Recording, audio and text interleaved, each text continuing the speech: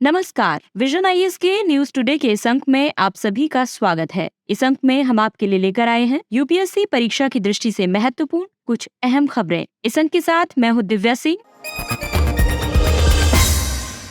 आइए सबसे पहले बात करते हैं इस अंक की हेडलाइंस के बारे में। हिंद महासागर रिम एसोसिएशन विदेश मंत्रियों की परिषद की बैठक कोलंबो में आयोजित हुई। केंद्र सरकार ने पारंपरिक चिकित्सा को विश्व स्वास्थ्य संगठन की सूची में शामिल करने की इच्छा प्रकट की। विश्व पशु स्वास्थ्य संगठन ने अत्यधिक रोगजनक एवियन इन्फ्लुएंजा से मुक्ति की भारत की स्वघोषणा को मंजूरी दी। हमास और इजराइल का संघर्ष चल रहा है, ऐसे में युद्ध से संबंधित अंतर्राष्ट्रीय कानूनों की होगी चर्चा। पेट्रोलियम और प्राकृतिक गैस मंत्रालय ने ओपन एक्रेज लाइसेंसिंग पॉलिसी बोली के तहत हाइड्रोकार्बन के उत्पादन के लिए 8 ब्लॉक्स की पेशकश की। इलेक्ट्रॉनिक्स और सूचना प्रौद्योगिकी मंत्रालय माइटी के 7 कार्य समूहों ने इंडिया एआई रिपोर्ट प्रस्तुत की। और आइए अब खबरों पर विस्तार से चर्चा करते हैं। इस अंक की सबसे पहली खबर हिंद महासागर क्षेत्र से संबंधित है। हिंद महासागर रिम एसोसिएशन विदेश मंत्रियों की परिषद की बैठक कोलंबो में आयोजित हुई। इस बैठक की थीम थी क्षेत्रीय संरचना को मजबूत करना, हिंद महासागर की पहचान को सुदृढ़ करना। इस बैठक में कोलंबो विज्ञप्ति और IORA विजन 2030 एंड बियॉन्ड दस्तावेज को अपनाया गया। सऊदी अरब का 11वें डायलॉग पार्टनर के रूप में औपचारिक स्वागत किया गया। श्रीलंका 2023 से 25 के लिए इंडियन ओशन रिम एसोसिएशन की अध्यक्षता करेगा। इसके पहले बांग्लादेश IORA का अध्यक्ष था। भारत वर्ष 2025 से 27 के दौरान अध्यक्षता करेगा। हिंद महासागर रिम एसोसिएशन 1997 में गठित एक अंतर सरकारी संगठन है। ये संगठन नेल्सन मंडेला के विजन पर आधारित है। इसका उद्देश्य हिंद महासागर क्षेत्र के भीतर क्षेत्रीय सहयोग और सतत विकास को मजबूत करना है। हिंद महासागर क्षेत्र के 23 देश इस संगठन के सदस्य हैं। COM यानी कॉम इस संगठन का सर्वोच्च निकाय है। इसकी बैठक प्रतिवर्ष होती है। IOR ने क्षेत्रीय सहयोग के लिए प्राथमिकता वाले 6 क्षेत्रकों तथा सभी क्षेत्रकों से परस्पर संबद्ध 2 मुद्दों की पहचान की है। इन मुद्दों में शामिल है नीली अर्थव्यवस्था और महिलाओं का आर्थिक सशक्तिकरण। 6 प्राथमिकता वाले क्षेत्रकों में शामिल है शैक्षणिक जगत, विज्ञान एवं प्रौद्योगिकी, मत्स्य पालन प्रबंधन, पर्यटन और सांस्कृतिक आदान प्रदान, आपदा जोखिम प्रबंधन, समुद्री सुरक्षा और रक्षा तथा व्यापार एवं निवेश सुविधा। इस संगठन की विशेष निधि विभिन्न परियोजनाओं और कार्यक्रमों का समर्थन करती है। हिंद प्रशांत पर IORA का आउटलुक 1982 के समुद्री कानून पर संयुक्त राष्ट्र अभिसमय तथा अन्य प्रासंगिक संयुक्त राष्ट्र संधियों का पालन करने का आह्वान करना है। हिंद महासागर क्षेत्र इसलिए महत्वपूर्ण है क्योंकि विश्व की जनसंख्या का लगभग 1/3 इस क्षेत्र में निवास करता है। वैश्विक तेल व्यापार का 80% हिंद महासागर क्षेत्र से होकर गुजरता है। इस क्षेत्र में लगभग $1 ट्रिलियन मूल्य की वस्तुओं और सेवाओं का उत्पादन होता है। IORA सदस्य देशों के बीच लगभग $800 बिलियन का व्यापार होता है। भारत के लिए IORA का महत्व इसलिए भी है क्योंकि ये संगठन चीन सहित विश्व की बड़ी शक्तियों को हिंद महासागर क्षेत्र में प्रतिद्वंद्विता से दूर रखने का एक माध्यम है। क्योंकि पाकिस्तान इस संगठन का सदस्य नहीं है, इसलिए क्षेत्रीय सहयोग को बढ़ावा देने के लिए भारत के समक्ष बाधा उत्पन्न होने की संभावना बेहद कम है। इस PDF में जो आपको मैप दिखाया गया है उसमें आप रीयूनियन मालदीव को भी मेंबर के तौर पर शामिल करेंगे IORA में और इंडिया के बॉर्डर को करेक्ट करेंगे।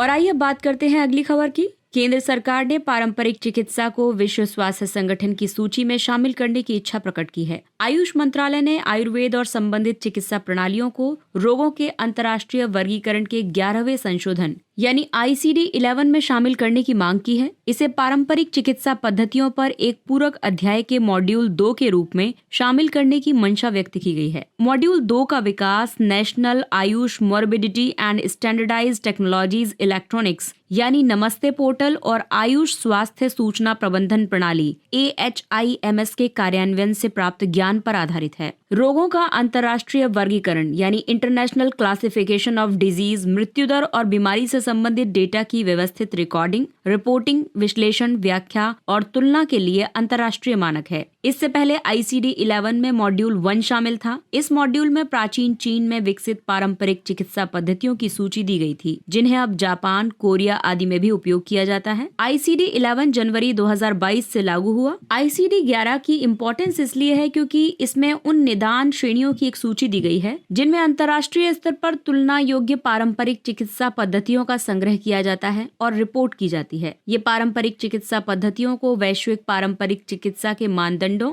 और मानक विकास के साथ जोड़ता है। ये पारंपरिक चिकित्सा पद्धतियों को बीमा कवरेज और संवितरण प्रणालियों के साथ एकीकृत करता है। संवितरण यानी रिइम्बर्समेंट, ये सार्वभौमिक स्वास्थ्य कवरेज से संबंधित विश्व स्वास्थ्य संगठन के उद्देश्यों के अनुसार है। पारंपरिक चिकित्सा की अगर हम बात करें तो ये उन ज्ञान, कौशल और विधियों का योग है जिन्हें देशज या अलग अलग संस्कृतियों के लोग स्वास्थ्यप्रद बने रहने और शारीरिक तथा मानसिक बीमारी के निदान और उपचार के लिए पीढ़ियों से उपयोग करते रहे हैं। और नमस्ते पोर्टल यानी national Ayush morbidity and standardised technologies electronics portal, ये पोर्टल आयुर्वेद, सिद्ध और यूनानी चिकित्सा प्रणालियों के लिए मानकीकृत शब्दावलियां तथा बीमारी से संबंधित कोड प्रदान करता है। आयुष स्वास्थ्य सूचना प्रबंधन प्रणाली यानी AHIMS, ये आयुष स्वास्थ्य केंद्रों में स्वास्थ्य देखभाल वितरण प्रणालियों और रोगी देखभाल से संबंधित सभी कार्यों को प्रभावी ढंग से प्रबंधित करने के लिए एक व्यापक सूचना प्रौद्योगिकी मंच है।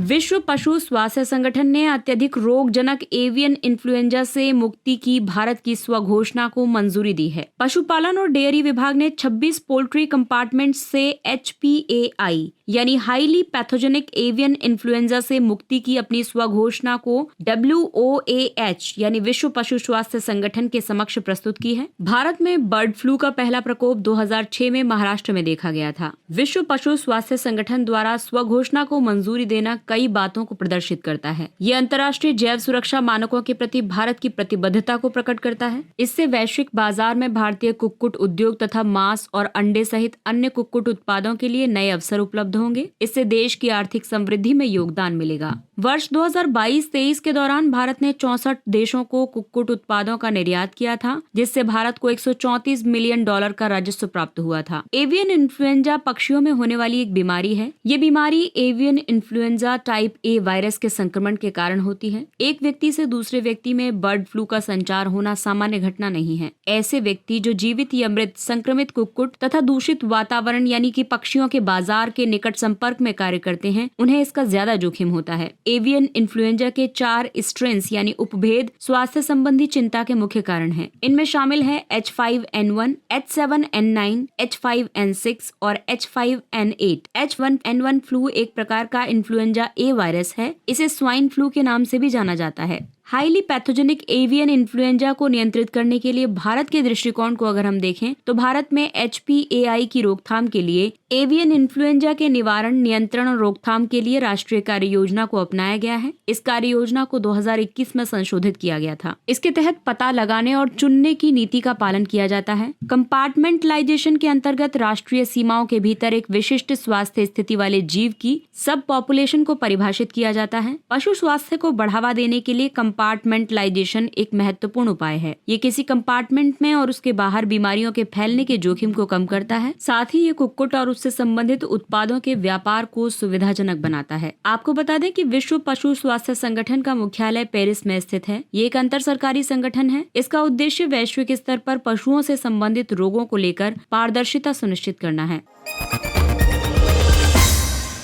और आइए अब बात करते हैं बहुचर्चित मध्य ईस्ट के बहुत महत्वपूर्ण मुद्दे पर, इजराइल हमास संघर्ष पर। इजराइल हमास का संघर्ष हो रहा है, तो ऐसे में युद्ध से संबंधित कुछ अंतर्राष्ट्रीय कानूनों के बारे में जान लेना हमारे लिए महत्वपूर्ण होगा, एग्जाम के लिए इम्पोर्टेंट होगा। तो युद्धों से संबंधित 2 अंतर्राष्ट्रीय कानून हैं। इन कानूनों की उत्पत्ति न्यायपूर्ण युद्ध सिद्धांत यानी जस्ट वॉर थ्योरी से हुई। इस सिद्धांत के मुताबिक मानव जीवन को हानि पहुंचाना गलत है, लेकिन नागरिकों और न्याय की रक्षा करना राष्ट्रों का कर्तव्य है। इस कर्तव्य में हिंसा का सहारा लेने की सम्मति भी शामिल है। तो इसमें सबसे पहला जो कानून है वो है जूस एंड बेलम। ये कानून किसी देश के युद्ध में शामिल होने के वैध कारणों को परिभाषित करता है। इस कानून का स्रोत 1945 के संयुक्त राष्ट्र चार्टर में मिलता है।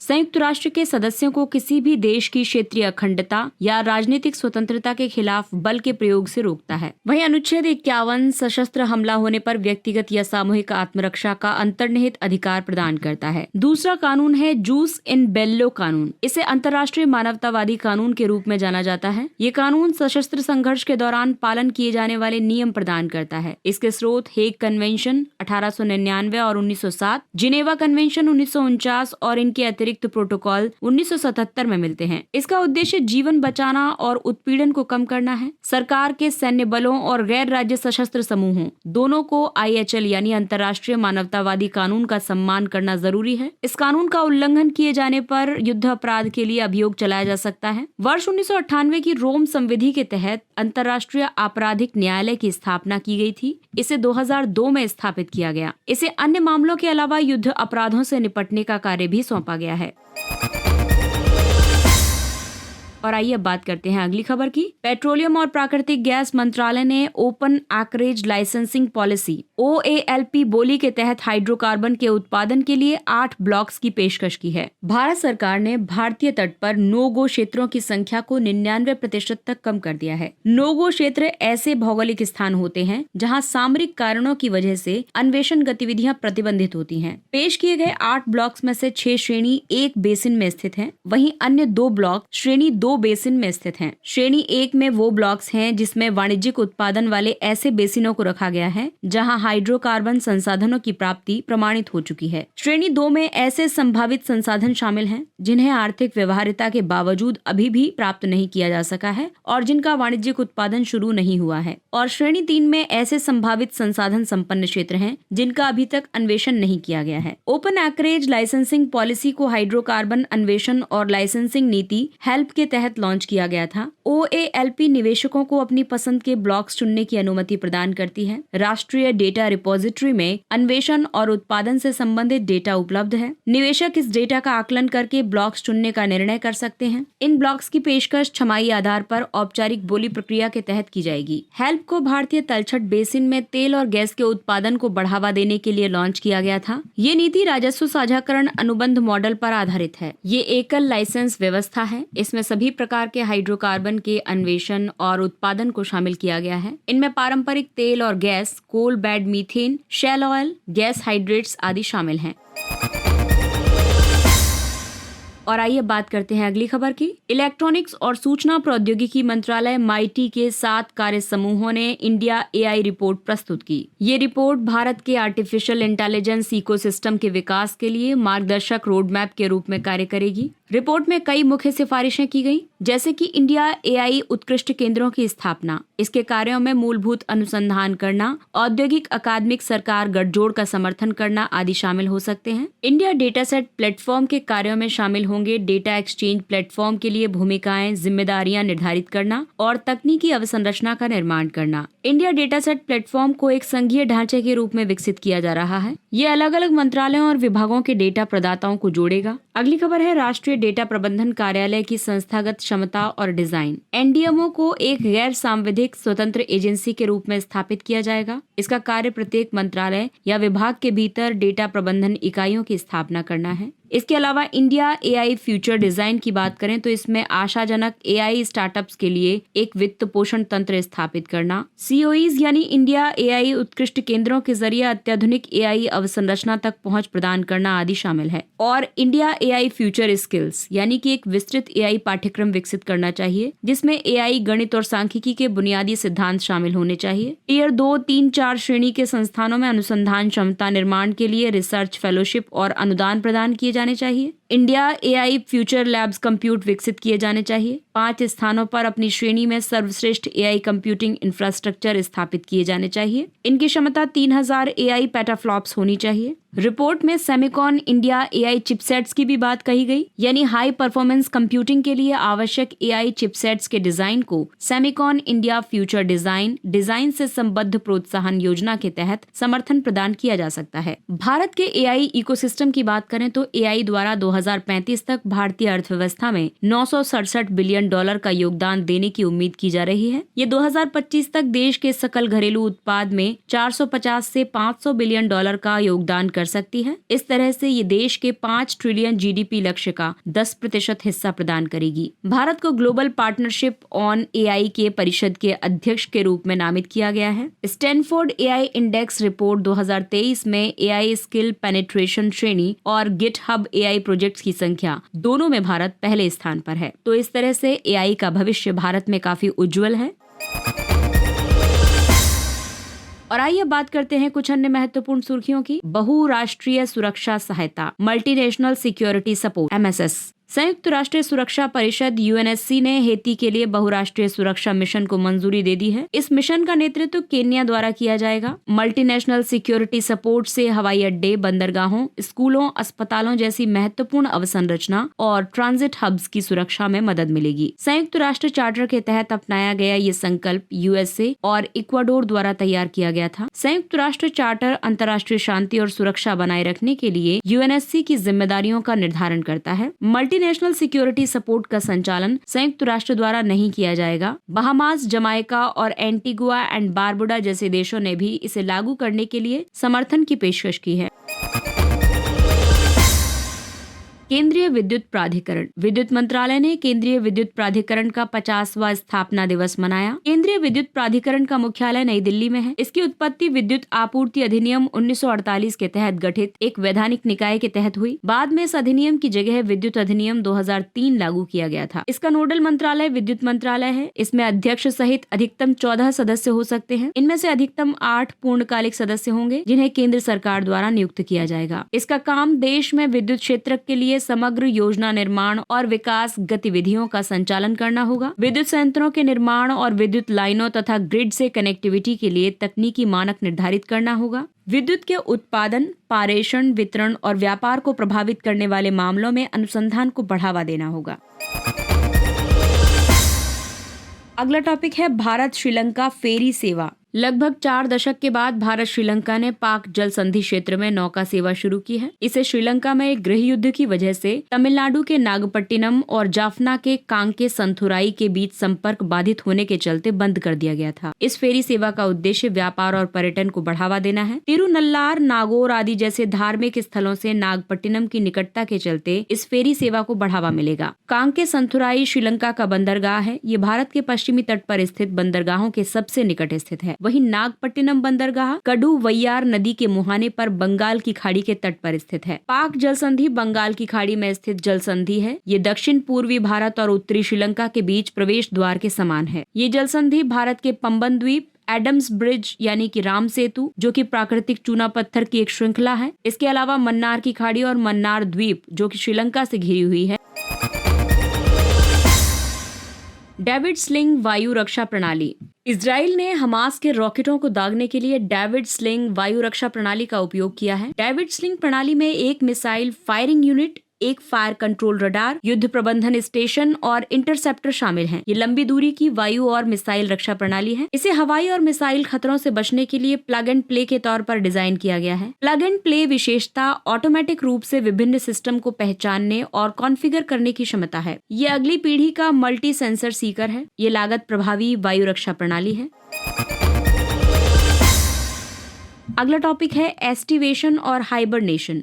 एस्टिवेशन यानी ग्रीष्मकालीन निष्क्रियता। ये एक जैविक परिघटना है। इसमें जानवर उच्च तापमान या सूखे जैसी स्थितियों से बचने के लिए दीर्घकालीन सुप्तावस्था या निष्क्रियता में चले जाते हैं। ऐसे जानवर गर्मियों में एक ठंडे भूमिगत बिल या फिर मांद या दरार या कोकून में प्रवेश कर जाते हैं। साथ ही शरीर की ऊर्जा खपत की दर को कम करने के लिए मेटाबॉलिक गतिविधियों को कम कर देते हैं। उदाहरण के लिए पश्चिम अफ्रीकी लंगफिश, रेगिस्तानी कछुए और भूमि पर रहने वाले घोंघे सील। जबकि हाइबरनेशन जो होती है वो शीतकालीन निष्क्रियता होती है, यानी कि ऐसी स्थिति में जीव सर्दियों में अपनी ऊर्जा बचाने और बिना ज्यादा कुछ खाए जीवित रहने के लिए अपनी हृदय गति को धीमा कर लेते हैं। उदाहरण के लिए भालू, चमगादड़ और हेज होग। अगला टॉपिक है हेपेटाइटिस सी। विश्व स्वास्थ्य संगठन के अनुसार मिस्र हेपेटाइटिस सी के उन्मूलन की राह पर गोल्ड टियर का दर्जा हासिल करने वाला विश्व का पहला देश बन गया है। हेपेटाइटिस सी एक वायरल संक्रमण है। ये लीवर को प्रभावित करता है। ये तीव्र यानी अल्पकालिक और दीर्घकालिक दोनों तरह की बीमारी का कारण बन सकता है। हेपेटाइटिस सी का संक्रमण चिकित्सा उपकरणों को बार बार उपयोग करने या फिर उनको प्रॉपर सैनिटाइज नहीं किया गया है, कीटाणु रहित नहीं किया गया है, तो ऐसे में हेपेटाइटिस सी के संक्रमण फैलने की आशंका हो जाती है। हेपेटाइटिस सी के लिए अभी तक कोई टीका उपलब्ध नहीं है, लेकिन इसका इलाज एंटीवायरल दवाओं से किया जा सकता है। हालांकि हेपेटाइटिस ए और बी के लिए प्रभावी टीके उपलब्ध हैं। अगला टॉपिक है जागेश्वर मंदिर और पार्वती कुंड। प्रधानमंत्री ने उत्तराखंड में जागेश्वर मंदिर और पार्वती कुंड का दौरा किया। जागेश्वर मंदिर जटा गंगा नदी के पास स्थित है। यहाँ स्थित शिव मंदिर अलग अलग देवताओं के 100 से ज्यादा प्राचीन लघु मंदिरों से घिरा हुआ है। ये मंदिर गुप्तोत्तर और पूर्व मध्यकाल के हैं। यहाँ स्थित ज्यादातर मंदिरों का निर्माण और पुनर्निर्माण कत्यूरी राजवंश के शासकों ने कराया था। स्कंद पुराण और लिंग पुराण के अनुसार शिवलिंग की पूजा सबसे पहले जागेश्वर से आरंभ हुई थी। ये क्षेत्र भगवान शिव की पूजा करने वाले पुनरुत्थानवादी संप्रदाय लकुलीश शैववाद का भी केंद्र था। पार्वती कुंड वो स्थान माना जाता है जहां भगवान शिव और देवी पार्वती ने ध्यान किया था। ये स्थान लगभग 5338 फीट की ऊंचाई पर अवस्थित है। अगला टॉपिक है फिडे, अंतर्राष्ट्रीय शतरंज संघ। प्रधानमंत्री ने रौनक साधवानी को फिडे विश्व जूनियर रैपिड शतरंज चैंपियनशिप जीतने के लिए बधाई दी है। फिडे का मुख्यालय स्विट्जरलैंड के लुसाने में है। इसका गठन एक गैर सरकारी संस्था के रूप में किया गया है। ये शतरंज के खेल का शासी निकाय है। फिडे सभी अंतर्राष्ट्रीय शतरंज प्रतियोगिताओं को शासित करता है। इसे 1999 में अंतर्राष्ट्रीय ओलंपिक समिति ने वैश्विक खेल संगठन के रूप में मान्यता दी थी। भारत सहित 199 देश इसके संबद्ध सदस्य हैं। इन देशों के राष्ट्रीय शतरंज संघ इसमें प्रतिनिधित्व करते हैं। और आइए बात करते हैं सुर्खियों में रहे व्यक्तित्व के बारे में। बंदा सिंह बहादुर। बाबा बंदा सिंह बहादुर एक सिख योद्धा और खालसा सेना के कमांडर थे। मूल रूप से उनका नाम लक्ष्मण देव था। उनका जन्म एक हिंदू परिवार में हुआ था। गुरु गोविंद सिंह ने उन्हें बंदा सिंह बहादुर की उपाधि प्रदान की थी। उन्होंने मुगल सेना को पराजित करके पंजाब में खालसा शासन की स्थापना की थी। उन्होंने जमींदारी प्रथा का उन्मूलन किया और नानक शाही सिक्के चलाए। मुगल शासक फर्रुखशियार के समय उन्हें कैद कर लिया गया था और अनेक यातनाओं के कारण मेहरौली में उनकी मृत्यु हुई। बंदा बहादुर सिंह न्याय, साहस, बलिदान की भावना के प्रतीक थे।